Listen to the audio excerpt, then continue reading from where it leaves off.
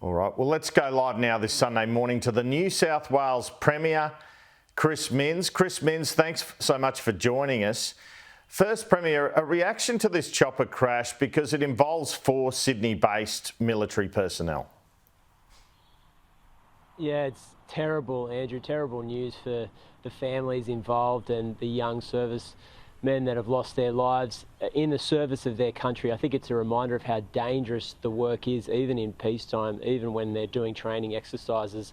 And we're so grateful for particularly young people devoting their professional lives to the service of their country. We desperately need them, but my heart's with those families today. It must be devastating. And it's been reported this morning one of the expected victims is the son of a senior police officer in New South Wales. Are you aware of this or who it is? Was briefed this morning, and obviously we'll make contact with that family. They must be hurting this morning, and if you look at the father, a serving, distinguished, long-serving police officer in New South Wales, and the son, a serving member of the Australian Defence Forces, obviously a family that's given so much to the people of this state and this country. I can only imagine what they're going through today. It's just devastating.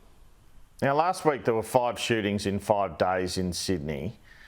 When are the shootings going to stop, and do you concede we are in the centre of an underbelly-style war right now?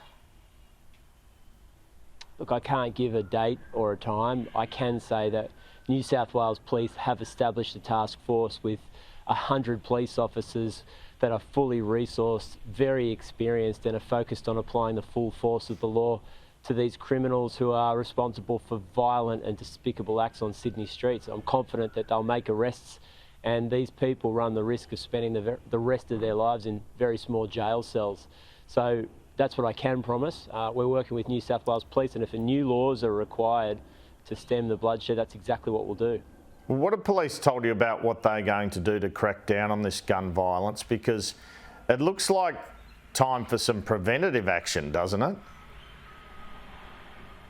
Look, a few things. Firstly, we've obviously announced changes.